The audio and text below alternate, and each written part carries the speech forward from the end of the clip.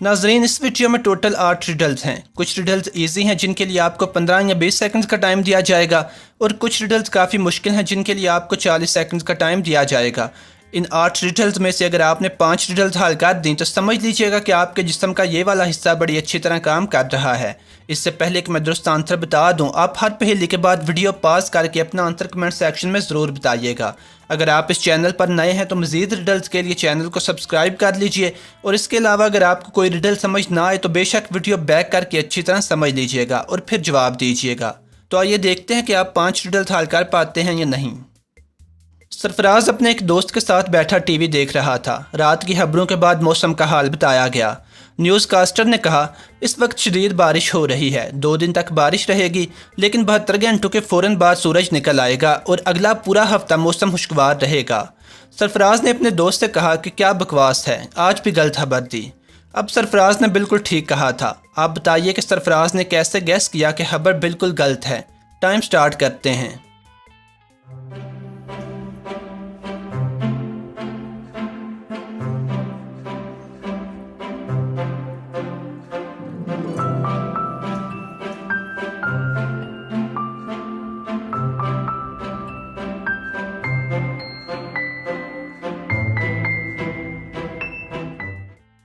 जवाब ये है, दोनों रात के वक्त खबरें देख रहे थे, और अगर आप न्यूज़ कास्टर को गौर से सुने तो उसने कहा कि 72 घंटों के फ़ौरन बाद सूरज निकल आएगा, हालांकि 72 घंटों के फ़ौरन बाद रात का टाइम ही होना था। 4 दोस्तों ने एक जगह पर दौड़ की शर्त लगाई। उन 4 दोस्तों के नाम ये हैं, नवीद, अली, अरसलान और अमजद।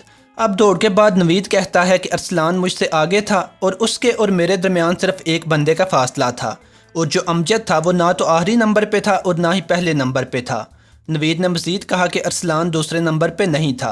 अब जितनी बातें नवीद ने बताई हैं, आप इन बातों से गैस करें कि कौन किस किस नंबर पे था। आइए टाइम स्टार्ट करते हैं।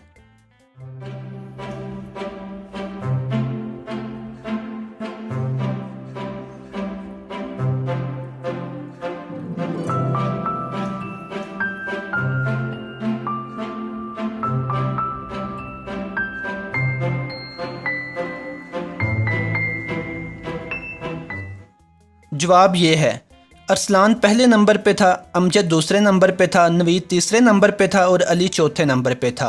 क्योंकि नवीद ने कहा कि अरसलान मुझसे आगे था और उसके और अरसलान के दरमियान एक बंदा था, और नवीद ने यह भी बताया कि अरसलान दूसरे नंबर पे नहीं था, जिसका मतलब यह है कि अगर वो नवीद से एक आदमी आगे था तो पहले नंबर पे होगा और नवीद तीसरे नंबर पे, और जो अमजद था वो ना तो आखिरी नंबर पे था और ना पहले पे। इसका मतलब ये कि वो दूसरे नंबर पे था, और बाकी अली बचा जो चौथे नंबर पे था।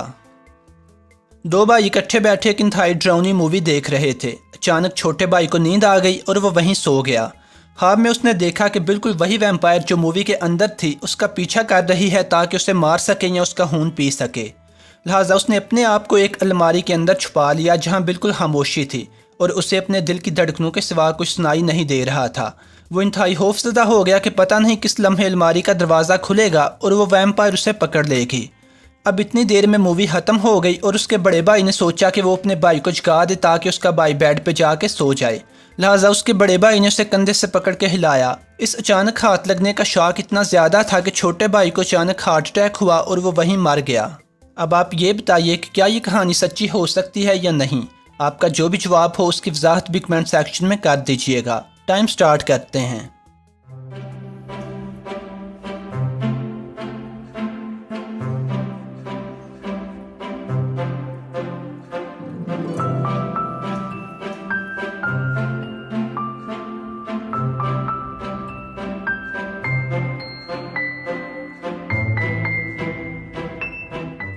जवाब ये है, अगर ऐसा वाक़या हुआ होता तो किसी को भी छोटे भाई के ख्वाब के बारे में पता ना चलता। इसका मतलब है कि उसे हार्ट अटैक नहीं हुआ था।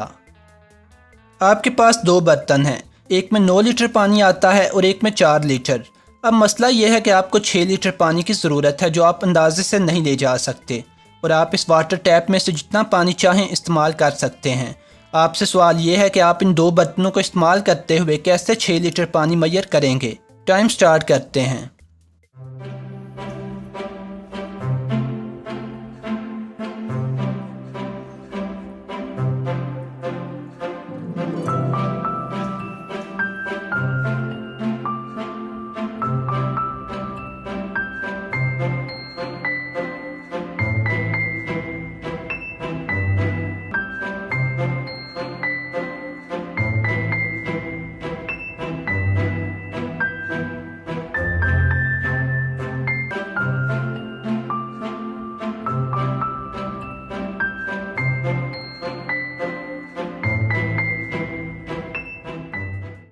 जवाब ये है, पहले आप 9 लीटर वाला बर्तन भरेंगे, फिर इस 9 लीटर के ज़रिए आप 4 लीटर वाला बर्तन भरेंगे।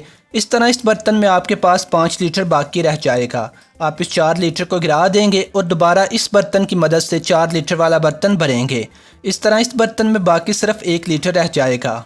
अब आप 4 लीटर वाला बर्तन दोबारा खाली कर देंगे और ये वाला 1 लीटर पानी आप 4 लीटर वाले बर्तन में डाल देंगे। अब आप दोबारा इस वाटर टैप से 9 लीटर वाला बर्तन भरेंगे और इस 9 लीटर वाले बर्तन के ज़रिए आप ये 4 लीटर वाला बर्तन दोबारा फिल करेंगे। चूँकि इसमें 1 लीटर पहले से मौजूद था, इसलिए 3 लीटर इसमें से उंडेल लेंगे, जिसके बाद इस बर्तन में 6 लीटर बच जाएगा जो आपकी ज़रूरत है। एक आदमी अपने अपार्टमेंट में मौजूद था कि अचानक उसे शक हुआ कि बाहर कोई चोर है। असल में उसके अपार्टमेंट के बाहर सुबह से एक आदमी इधर उधर घूम रहा था। कभी कभी उसे एहसास होता कि बाहर घूमने वाला आदमी उसके अपार्टमेंट के बिल्कुल सामने रुक जाता है। लिहाजा वो घबरा गया और एक डिटेक्टिव को कॉल कर दी। अब जब बाहर घूमने वाला आदमी अपार्टमेंट के पास मौजूद नहीं था तो वो डिटेक्टिव जाके अपार्टमेंट के अंदर बैठ गया ताकि दरवाजे के छोटे सुराख से सब कुछ खुद ऑब्जर्व कर सके। कुछ ही देर बाद अपार्टमेंट के दरवाजे पर नाक हुई और वो आदमी अंदर घुस आया, लेकिन आते ही उसने माजरत की और कहा कि वो समझा शायद ये उसका अपना अपार्टमेंट है। लेकिन डिटेक्टिव ने बाहर से आने वाले बंदे को फ़ौरन गिरफ्तार कर लिया। क्या आप बता सकते हैं कि डिटेक्टिव ने उसे किस वजह से चोर समझा और फ़ौरन क्यों गिरफ्तार कर लिया? टाइम स्टार्ट करते हैं।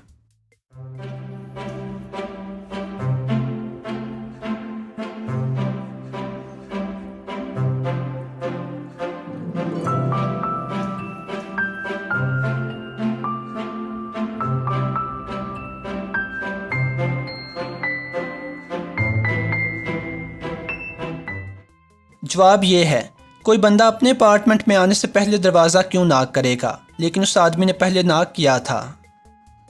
एक जगह पे एक आदमी रहता था जिसके बाग में ढेर सारे सेब के दरख्त थे।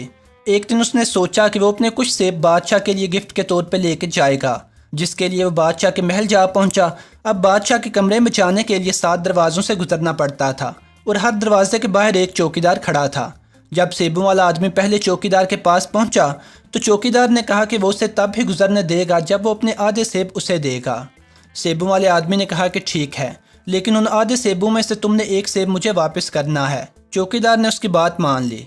उस आदमी ने अपने थैले में से आधे सेब निकाले और चौकीदार को दे दिए। चौकीदार ने उनमें से एक सेब उस आदमी को वापस कर दिया। अब जब वो आदमी अगले 6 चौकीदारों के पास से गुजरा तो सब ने यही डिमांड की और उस आदमी ने भी अपनी शर्त दोहराई और इसी तरह वो सब चौकीदारों को आधे सेब देते और एक सेब वापस लेते हुए बादशाह के पास पहुंचा। जब वो बादशाह के पास पहुंचा तो उस आदमी के पास 2 सेब अब भी बाकी थे। अब आप ये बताइए कि जब वो आदमी घर से चला था तो उस आदमी के पास कितने सेब थे? टाइम स्टार्ट करते हैं।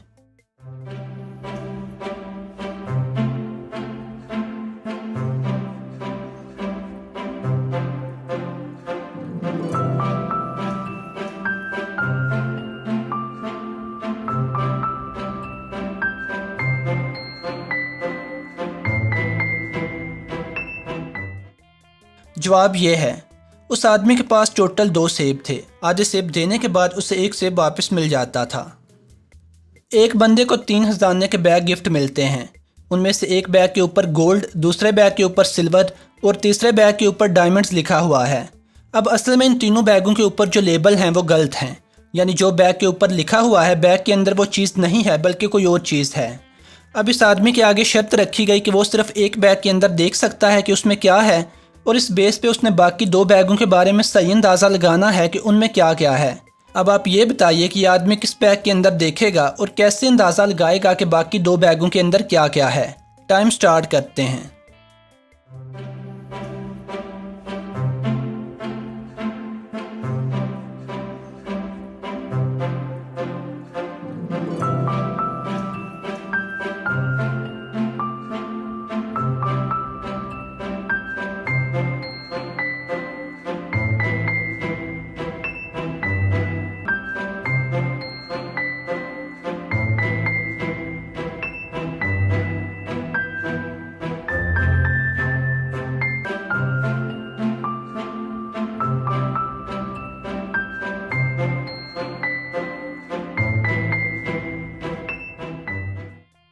जवाब ये है, असल में ये बंदा गोल्ड वाले बैग के अंदर देखता है जिसमें से डायमंड्स निकलते हैं।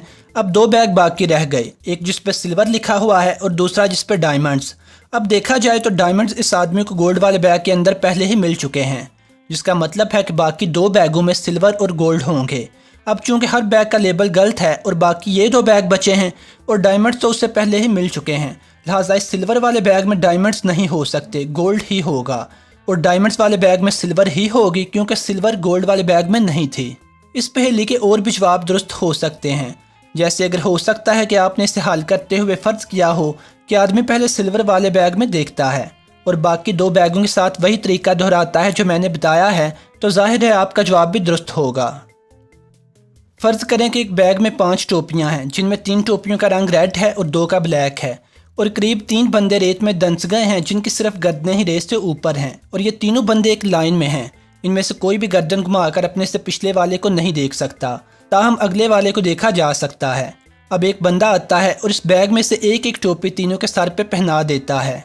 पहले इस बंदे से पूछा जाता है कि उसने किस रंग की टोपी पहनी हुई है, ब्लैक या रेड। ये आदमी जवाब देता है कि मुझे नहीं पता। फिर इस आदमी से पूछा जाता है कि उसने किस रंग की टोपी पहनी हुई है, ये भी जवाब देता है कि मुझे नहीं पता। फिर इस बंदे से पूछा जाता है कि उसने कौन से रंग की टोपी पहनी हुई है, ये जवाब देता है कि मैंने रेड कलर की टोपी पहनी हुई है। अब आप ये बताइए कि इस बंदे ने पीछे देखे बगैर कैसे गैस किया कि उसने रेड कलर की टोपी पहनी हुई है। बेशक रिडल दोबारा सुन के समझ लीजिए क्योंकि ये ज़रा टफ है। टाइम स्टार्ट करते हैं।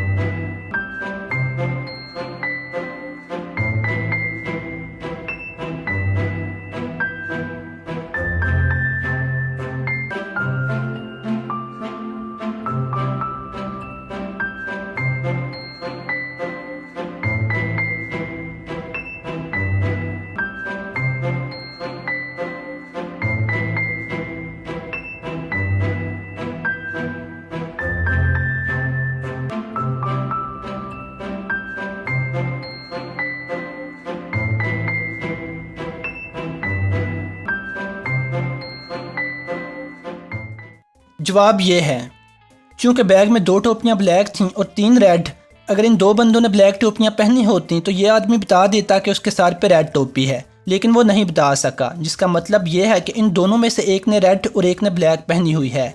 अब चूँकि इन दोनों की टोपियों का कलर डिफरेंट है, अगर इस आदमी ने ब्लैक पहनी होती तो ये आदमी बता देता कि उसने रेड पहनी हुई है, लेकिन ये आदमी इसलिए नहीं बता सका क्योंकि रेड टोपियों की तादाद 3 थी। लिहाजा इससे तीसरे बंदे ने अंदाज़ा लगा लिया कि यकीनन उसने रेड टोपी पहनी हुई है। उम्मीद है कि ये रिडल्स आप लोगों को पसंद आई होंगी। अगर आप रिडल्स हल करने के शौकीन हैं तो चैनल को सब्सक्राइब कर लीजिए और इस वक्त स्क्रीन पे कुछ और रिडल्स वाली वीडियोस के लिंक भी आ रहे होंगे, क्लिक कर लीजिए। खुदा हाफिज़।